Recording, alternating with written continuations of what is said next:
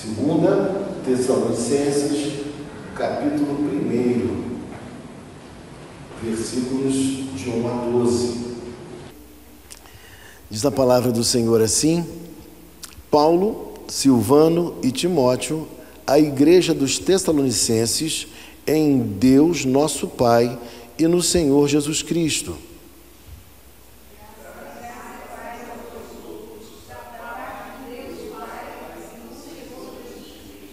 Irmãos, cumpre-nos dar sempre graças a Deus no tocante a vós outros, como é justo, pois a vossa fé cresce sobremaneira e o vosso mútuo amor de um para com os outros vai aumentando.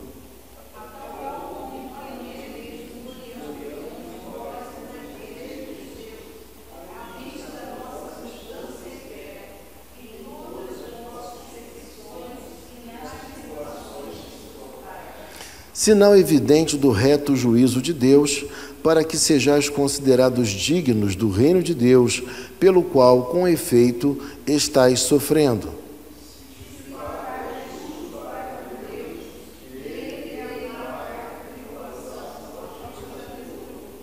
E a vós outros que sois atribulados, alívio juntamente conosco, quando do céu se manifestar o Senhor Jesus com os anjos do seu poder.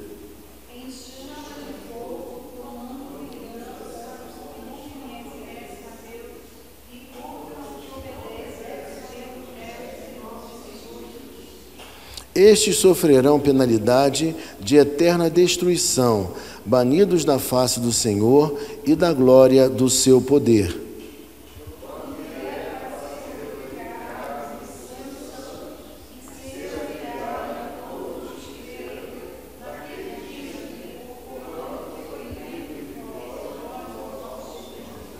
Por isso também não cessamos de orar por vós, para que o nosso Deus vos torne dignos da sua vocação e cumpra com poder todo o propósito de bondade e de obra de fé, a fim de glorificado em vós e vós nele, segundo a graça do nosso Deus e do Senhor Jesus Cristo. Oremos. Senhor Deus, obrigado, Deus, pela tua palavra.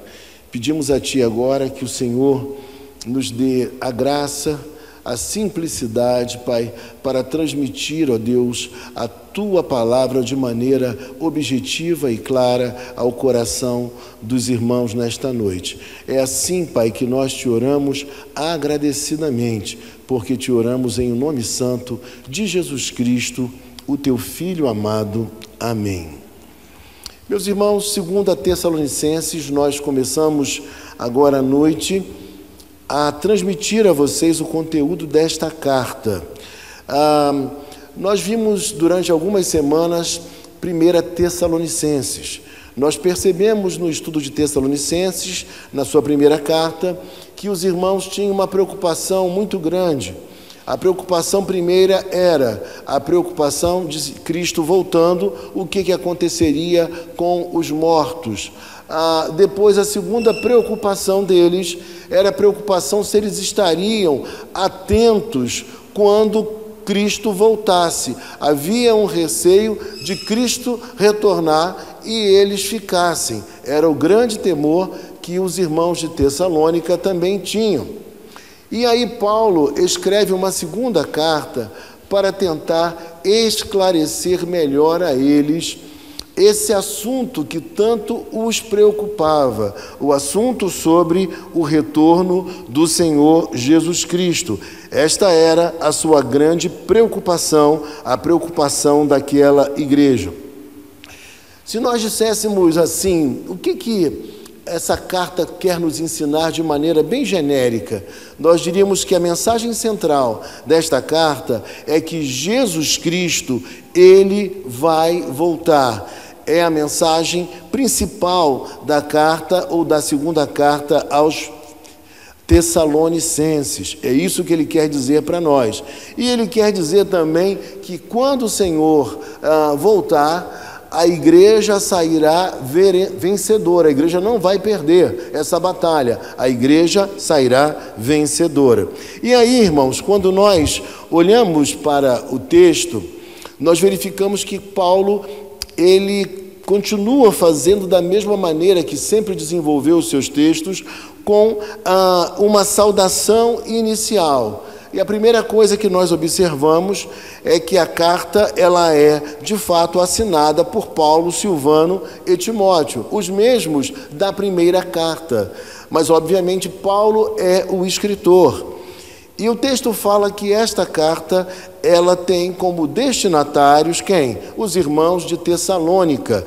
O texto vai nos dizer: a igreja dos Tessalonicenses em Deus nosso Pai e no Senhor Jesus Cristo. Paulo faz questão de dizer que essa igreja, embora fosse uma igreja que tinha uma localização, a localização era na cidade de Tessalônica, mas Paulo também entende e quer nos mostrar que esta igreja, ela também tem uma localização espiritual, é uma igreja de Deus, pertence a Deus. E o texto aqui, ele traz a expressão nosso Pai e no Senhor Jesus Cristo, querendo mostrar que o Pai é Deus e que Jesus Cristo também é Deus, né? Então isso é muito importante que a gente diga também. E ao prosseguir na carta, o apóstolo Paulo vai nos dizer ainda: graça e paz a vós outros. Paulo, ele diz, como sempre fazia, né, era comum nas suas cartas, graça e paz. E aí, se eu perguntasse a você nesta noite, por que graça? Talvez você me dissesse com muita rapidez: pastor, graça porque Paulo sabia que tudo aquilo que o crente vive é por graça de Deus. Se o crente, ele faz parte da igreja, se ele é salvo, é porque ele foi objeto do amor de Deus. E, portanto, a graça do Senhor, o favor imerecido do Senhor, também atingiu o coração dos irmãos.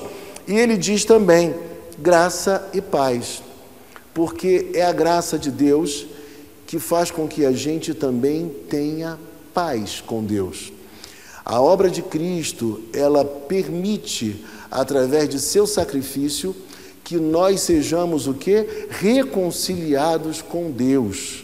Então é isso que a Bíblia nos ensina, mas não somente reconciliados com Deus, mas reconciliados conosco mesmo e reconciliados, irmãos, com os nossos irmãos. Nós temos a condição agora de viver em paz com as pessoas que fazem parte da nossa vida. Nós temos condição de sermos perdoadores e vivermos uma vida bonita em todas as esferas dos nossos relacionamentos. Portanto, graça e paz. E o texto nos diz, da parte de Deus, Pai, e de nosso Senhor Jesus Cristo. E aí no versículo de número 3, Paulo diz assim: irmãos, cumpre-nos dar sempre graças a Deus no tocante a vós outros, como é justo, pois a vossa fé cresce sobremaneira e o vosso mútuo amor de uns para com os outros vai aumentando. Primeira coisa que eu destacaria aqui, preste atenção, olha que coisa interessante. Paulo, em primeiro lugar, ele elogia a fé desses irmãos de Tessalônica. Paulo dá graças a Deus. Se você lembrar, lá do capítulo 5 de 1 Tessalonicenses, ele diz: em tudo dai graças.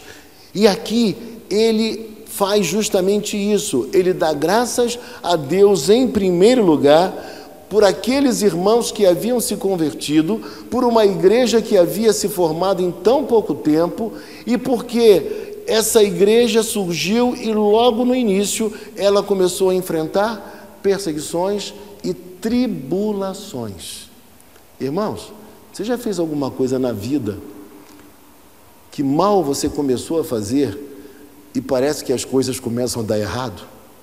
Você já fez alguma coisa na sua história em que você falou: não, agora vai, que coisa boa, eu acho que agora vai dar tudo certo. E quando você começa a dar os primeiros passos, quando você consuma aquilo que você pretendia, parece que tudo começa a desandar, como dizem por aí. E isso me faz lembrar justamente, logo assim que eu me casei, né?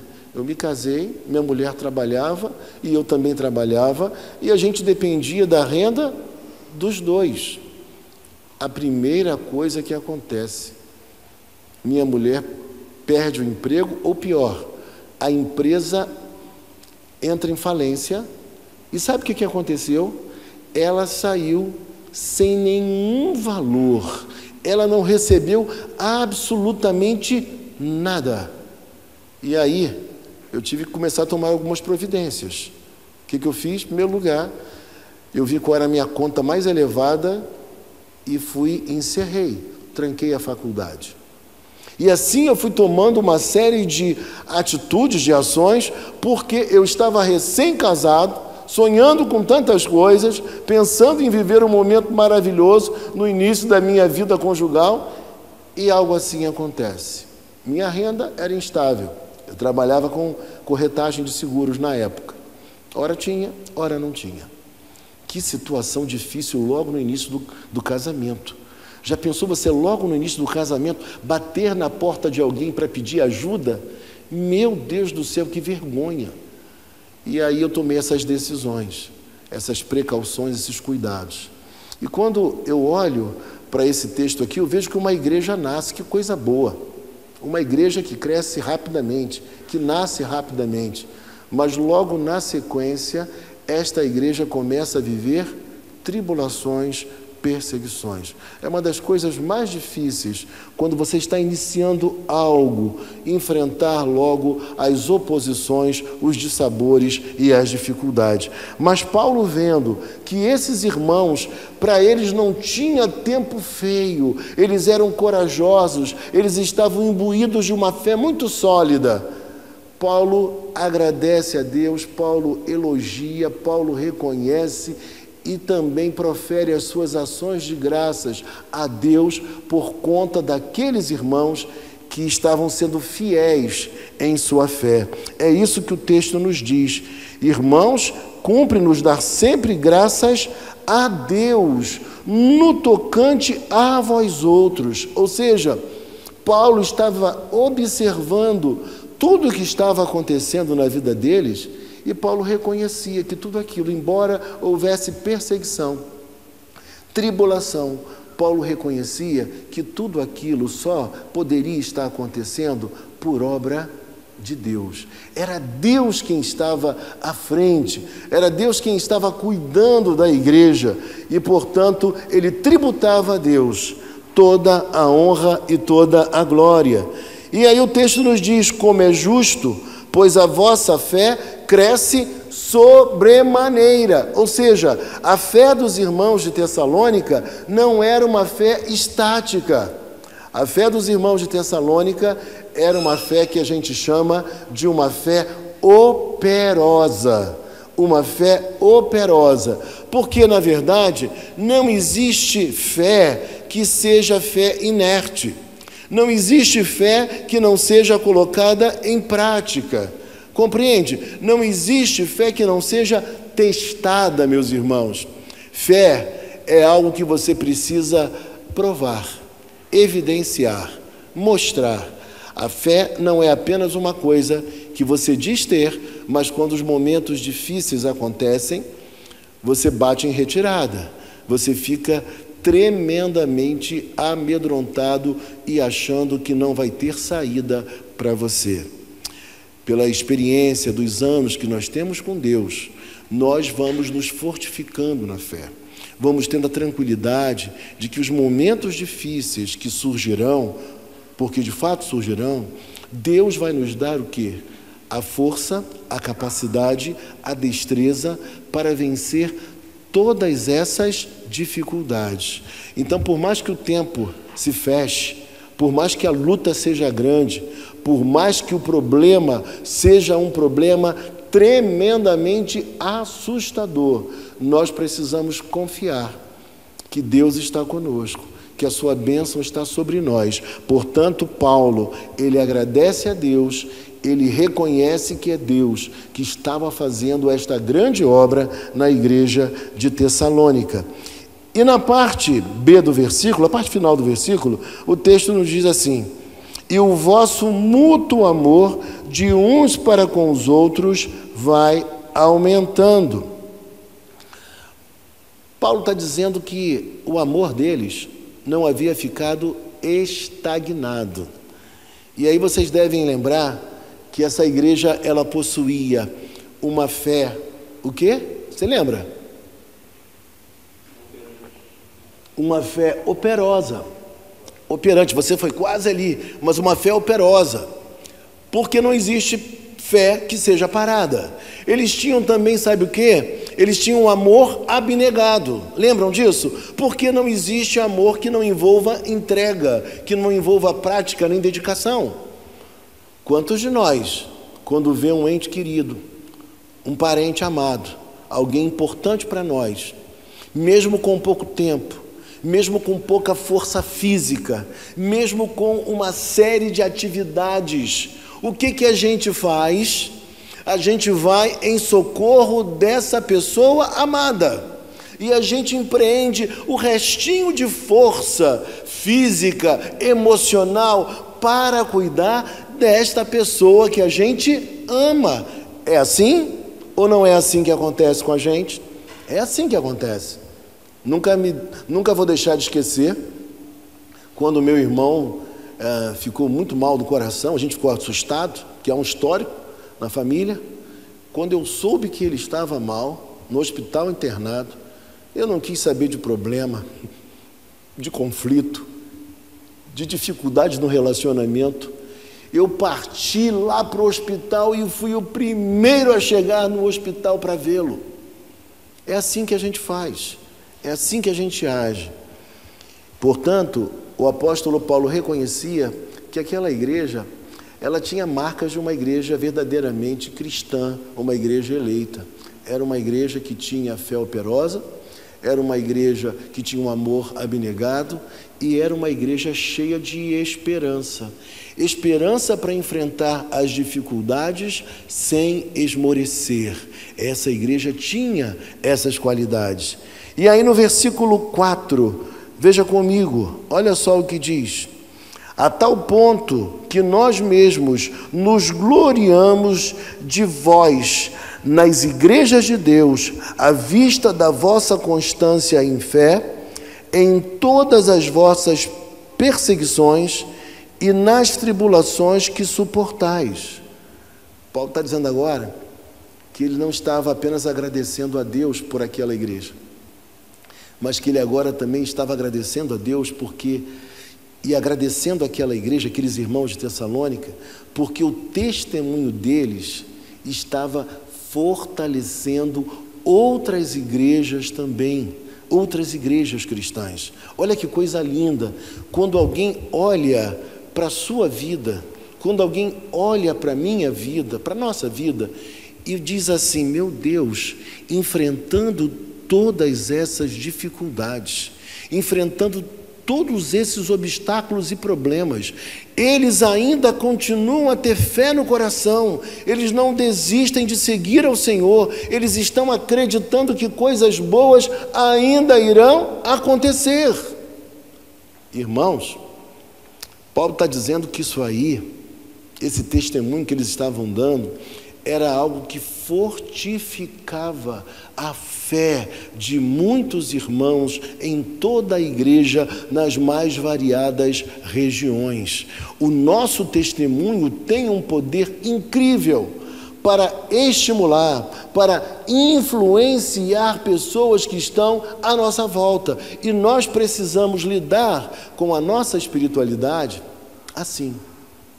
Chega da gente ficar desanimado por tudo, preocupado excessivamente por tudo. Chega da gente ficar brigando por coisas pequeninas.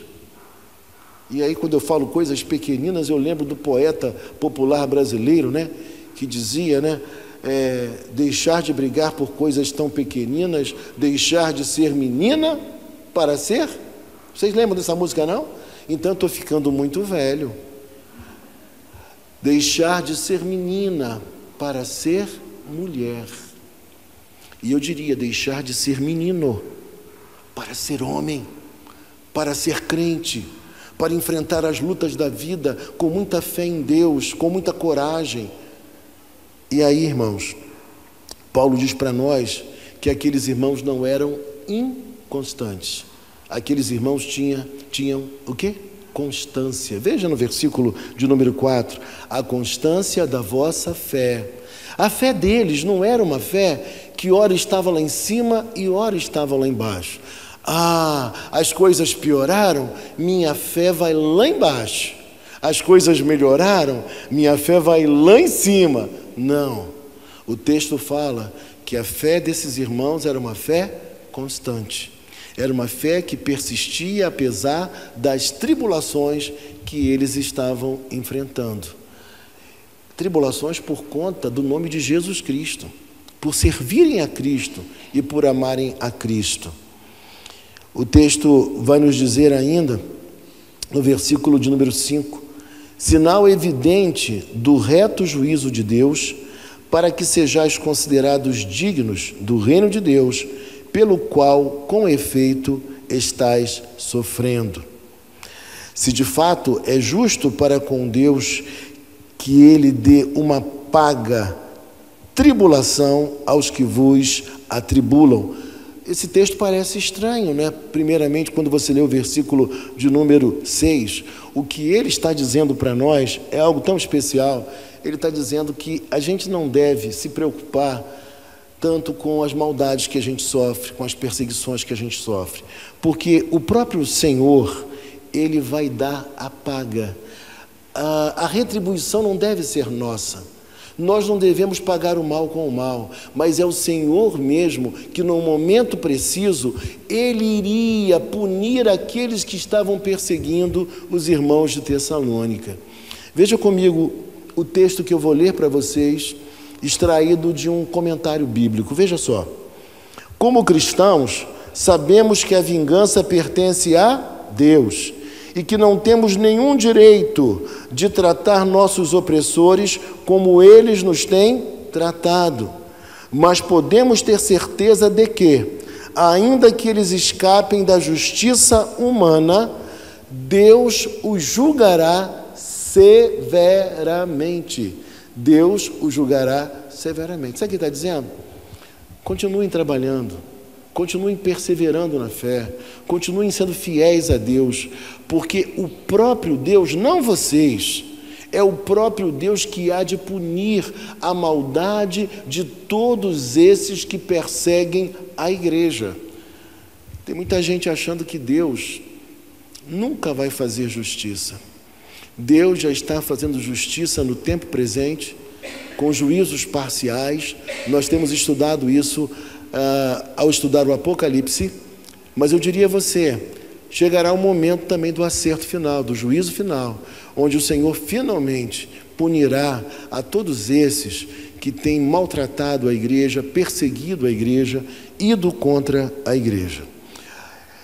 Esta carta ela é importante porque nessa expectativa da volta do Senhor, que os irmãos estavam nutrindo, uma coisa equivocada estava acontecendo. O que é? Eles pararam de trabalhar.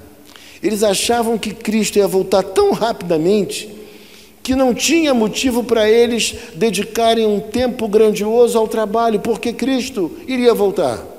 E com isso, eles estavam trazendo peso excessivo aos demais irmãos, que estavam trabalhando para si e também para mantê-los. Olha que coisa equivocada. E Paulo, quando escreve, para colocar as coisas nos seus devidos lugares, para que eles tivessem o entendimento correto daquilo que aconteceria na volta do Senhor.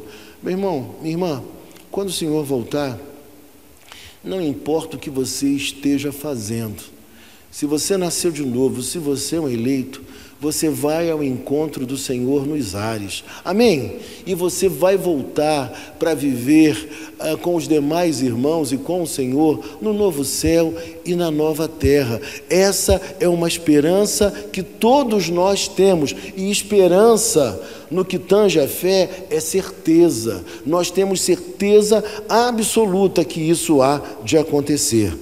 E aí o texto nos diz: e a vós outros que sois atribulados, alívio juntamente conosco, quando do céu se manifestar o Senhor Jesus com anjos do seu poder. Ele está dizendo que quando o Senhor voltasse, tudo iria mudar. Aquele sofrimento, ele iria passar. E uma nova realidade surgiria para eles.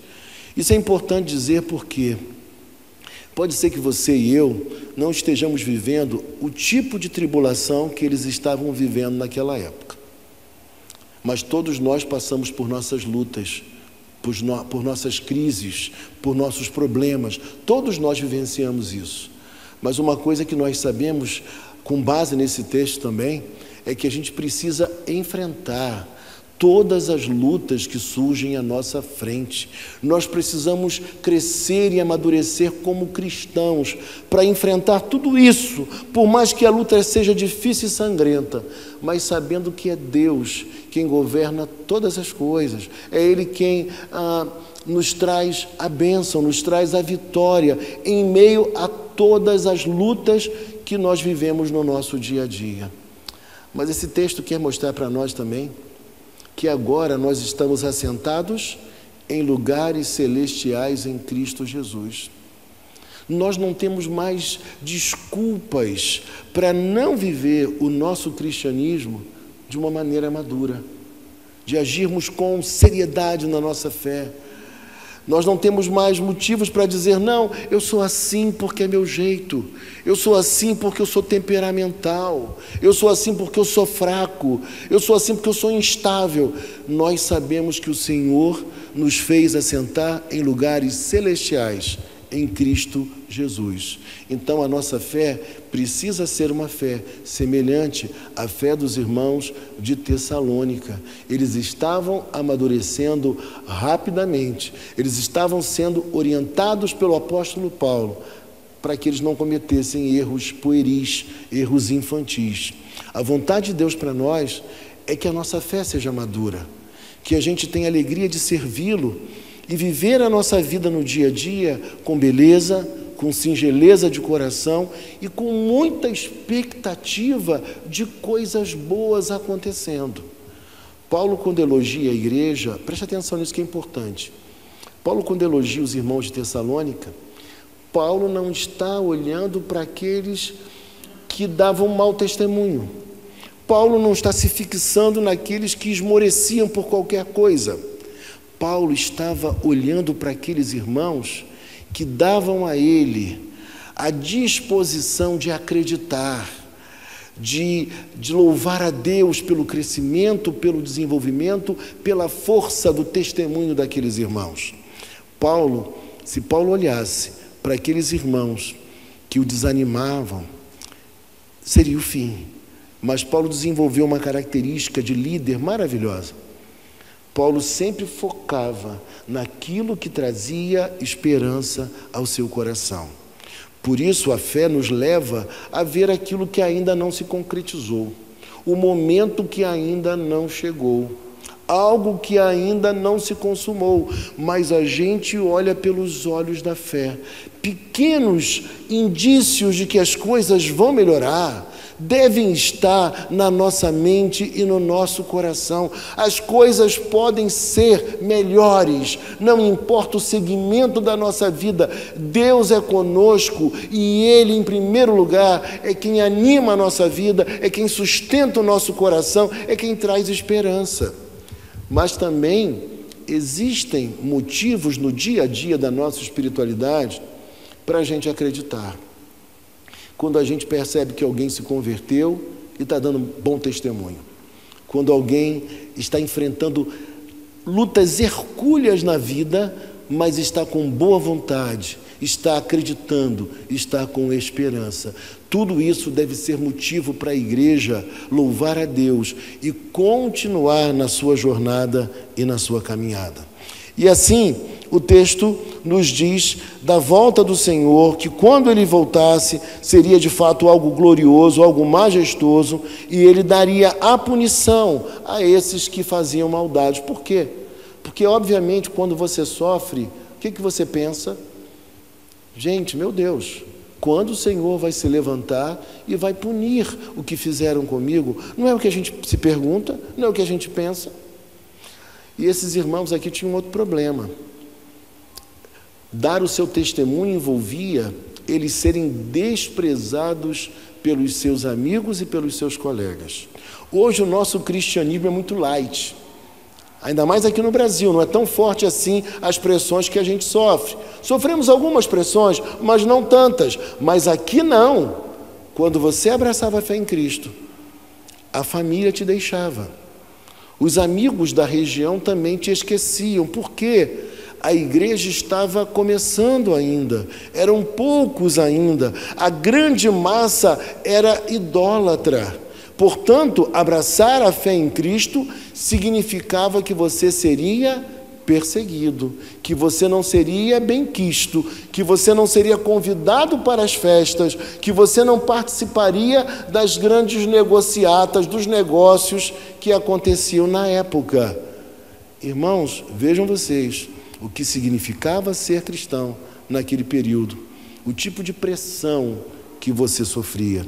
Mas aí o texto vai nos dizer, versículo 8, em chama de fogo, tomando vingança contra os que não conhecem a Deus e contra os que não obedecem ao Evangelho do nosso Senhor Jesus.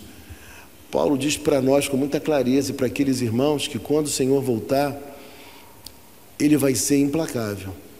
Não porque essa seja a vontade de Deus de punir, mas pela desobediência dos homens. Porque os homens estão fazendo pouco caso da espiritualidade de Deus, de Jesus, da mensagem do Evangelho. Então o texto nos fala que quando Ele voltar, Ele há de punir aqueles que não o conhecem e também aqueles que não obedecem ao Evangelho. Porque a Bíblia diz para nós que muitos dirão naquele dia, Senhor, Senhor. Não é isso que a Bíblia fala? E o Senhor vai dizer, nunca vos conheci, porque eram pessoas que não tinham um compromisso com o Senhor.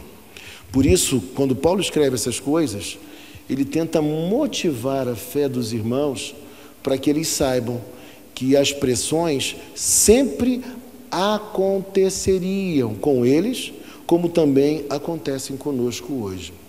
Como é difícil ser um profissional cristão em alguns segmentos da vida.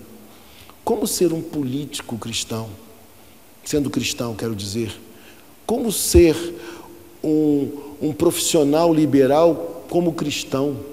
Todas as pressões, as propostas, as coisas que acontecem, os negócios que você perde às vezes por ser cristão. Isso é uma prova de um testemunho, de alguém que nasceu de novo e que prefere abrir mão de certas coisas para ser fiel a Cristo, para de repente ter recursos menores, mas sendo fiel a Cristo. Esse é o nosso grande desafio, a fidelidade a Deus. O versículo 9 nos diz, estes sofrerão penalidade de eterna destruição. Repare comigo uma coisa, ele está dizendo que a maldade que a igreja sofre, ela vai redundar em penalidade de eterna destruição. Não pense você que eterna destruição significa que a pessoa vai ser extinta. Existe uma doutrina chamada extincionismo da alma. Então, alguns teólogos, eles pensam que Deus, no final de tudo, Ele vai extinguir a pessoa em vez de lançá-la no lago que arde com fogo e enxofre. Mas Deus vai apenas extinguir a pessoa. Mas a Bíblia nos fala, e esse texto também nos esclarece, que a penalidade é de eterna destruição. É algo que não para, que não cessa, que continua sobre aqueles que não obedecem ao Senhor. E aí o grande desafio para você, para mim, para nós que temos familiares que não vivem a vida do Evangelho, nós temos um grande desafio de falar do amor de Deus para essas pessoas, falar de Cristo, do seu amor, da sua mensagem salvadora e redentora. Na sequência do versículo 9 diz, banidos da face do Senhor e da glória do seu poder. Vocês não conseguem ter, nem eu, a visão gloriosa do que vai acontecer, do que nos espera. Nós sabemos hoje o que é bom nos dias atuais. Eu sei o que é, por exemplo, provar de um prato delicioso, de ir a um lugar exuberante, de viver um momento bom com os meus amigos e com os meus irmãos.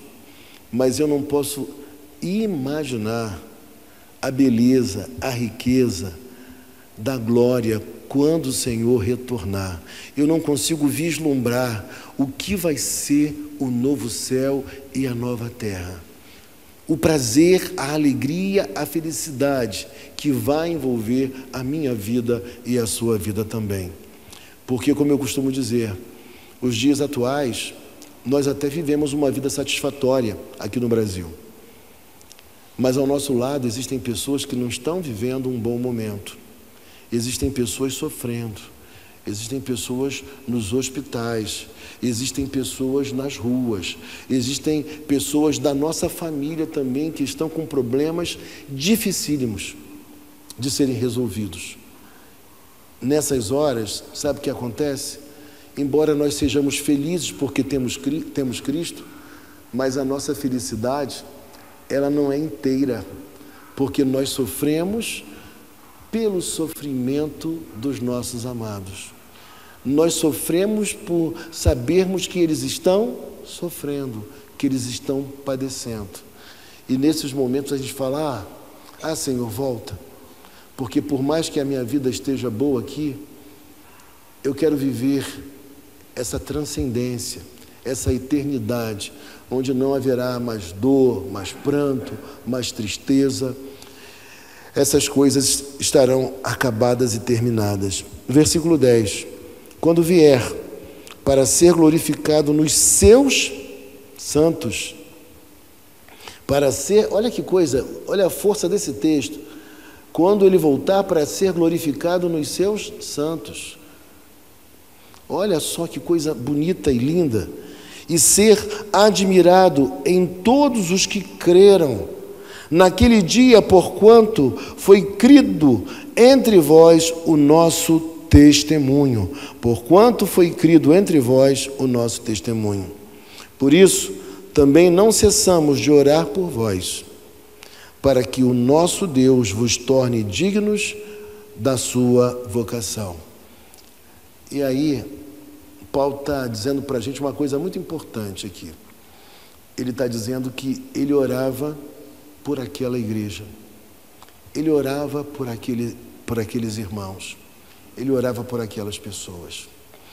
E nós como líderes, e vocês também, irmãos, não há distinção em relação a isso, mas é porque o texto fala que ele orava pelos irmãos de Tessalônica. Uma das coisas que nós mais precisamos fazer nesses dias é orar pelos nossos irmãos que tomam decisões erradas, pelos nossos irmãos que se rebelam contra Deus, pelos nossos irmãos que fazem coisas inimagináveis, por pessoas que passam pela nossa vida, mas são aqueles irmãos que Paulo chama de fracos.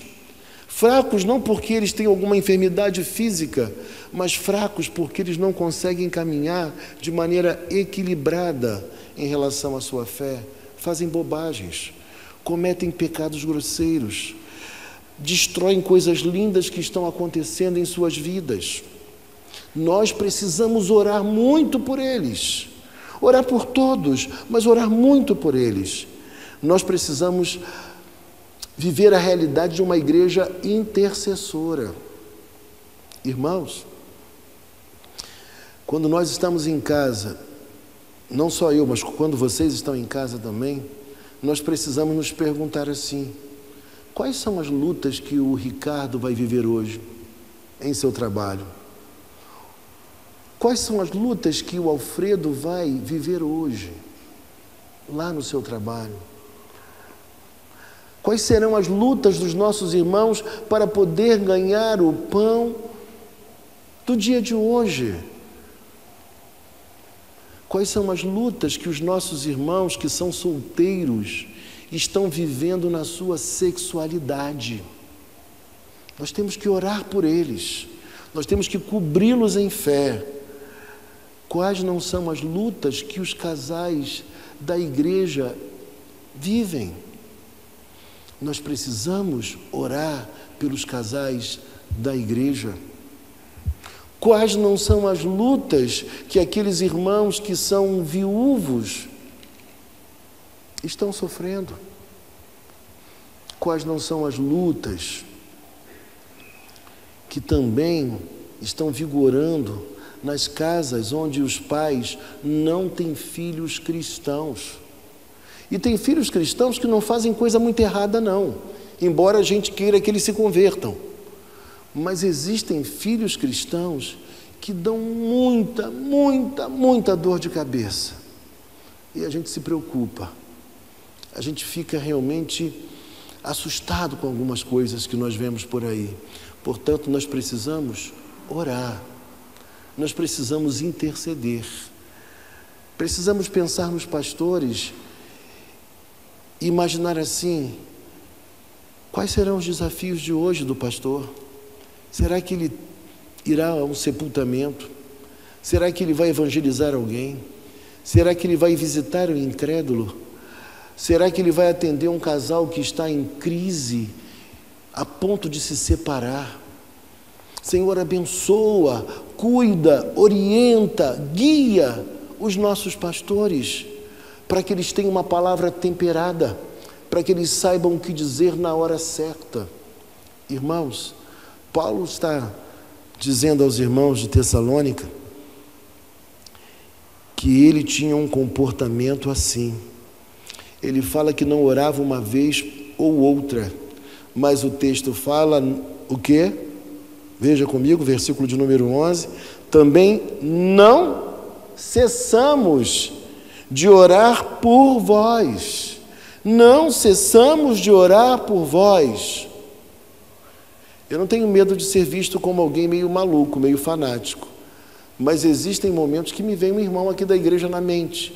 Eu oro corriqueiramente pelos irmãos, mas existem momentos do dia que me vem alguém, eu não sei por que veio alguém na minha mente, e eu digo: eu não vou ligar não, eu não vou atrapalhar o serviço não, da pessoa, mas em primeiro lugar, eu vou orar por essa pessoa. E eu digo a você uma coisa: em alguns momentos, posteriormente, eu vim a saber que naquele exato momento, algumas pessoas estavam vivendo um sério problema, uma grande luta, e se sentiram amadas por Deus, fortificadas por Deus pela oração. Paulo está dizendo para nós que oração não é qualquer coisa, não é apenas uma formalidade, mas oração faz parte da nossa vida espiritual. Não faça você como uma pessoa que me disse que só iria importunar a Deus quando fosse uma coisa muito séria, porque Deus tem muitas coisas sérias para resolver e coisa pequenina ela não daria trabalho ao Senhor. Meus irmãos, Deus se preocupa com tudo que acontece na nossa vida, e aquilo que é pequeno para a Marise pode ser muito grande para a Lília, ou vice-versa. As coisas são assim na vida, porque nós somos pessoas diferentes. E aí o texto diz: para que o nosso Deus vos torne dignos da sua vocação. Ou seja, uma intercessão para que essa vocação ela se torne ainda mais pujante, que ela se torne ainda mais concreta. Quantas pessoas com grandes dons, com grandes talentos, mas que por vezes estão paralisadas, elas estão encostadas, igual aqueles jogadores que ficaram mais velhos e já não entram mais em campo ou jogam apenas 15 minutos. Existem muitas pessoas talentosas, com vocação, pessoas com dons e que Deus quer usar. E nós precisamos orar por elas para que todos os embaraços caiam por terra. E essas pessoas sejam de fato pessoas operosas na obra de Deus, somando e abençoando a obra do Senhor. Dignos da sua vocação e cumpra com poder todo o propósito de bondade e obra de fé. a fim de que o nome de nosso Senhor Jesus seja glorificado em vós, e vós nele, segundo a graça do nosso Deus e do Senhor Jesus Cristo. Meus irmãos, nesta noite eu queria recapitular brevemente algumas coisas que o apóstolo Paulo, ele nos ensinou a partir desse texto. Algumas coisas importantes. Primeira delas, que nós precisamos entender: enquanto o Senhor não voltar, nós precisamos fazer tudo que deve ser feito com excelência, com amor e para glorificar o seu nome. A nossa vida precisa ser ativa e operosa. Se nós queremos que o Senhor volte, nós precisamos trabalhar na divulgação do Evangelho. É a primeira coisa que eu queria dizer aos irmãos. Um outro ponto importante que eu queria destacar aqui: o amor dos irmãos de Tessalônica estava aumentando. E o seu amor como está? E o meu amor como está? Paulo está dizendo que se o amor crescer cada dia mais, isso será uma grande bênção. O amor, ele não deve ficar estático, ele deve evoluir, ele deve crescer na nossa vida e em relação também às outras pessoas. E esse amor não é um amor meramente sentimento, mas é um amor prático, ativo, que nós devemos demonstrar para com as outras pessoas, com atitudes concretas. Outra coisa importante que ele vai nos dizer aqui, que todo sofrimento que você tem, que eu tenho, ele não vai perdurar para todo sempre.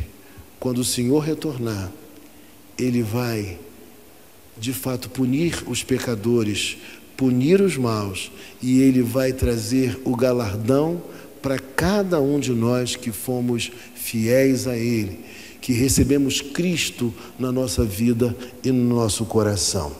Por isso, nessa noite, ao sair daqui, já que estamos começando a semana no dia de hoje, o meu grande apelo é que a gente tenha essa fé sadia, essa fé que seja demonstrada por uma fé operosa, uma fé que redunde num amor também abnegado e numa profunda constância na nossa fé, na nossa conduta, no nosso comportamento e na nossa esperança.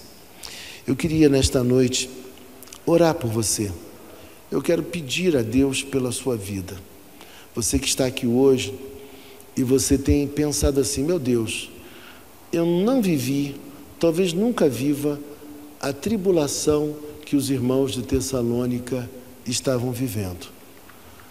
Mas eu reconheço que eu não tenho sabido lidar com os problemas do meu dia a dia. Talvez eu tenha trazido mais dissabores, mais prejuízo à minha própria vida do que até mesmo os meus próprios inimigos.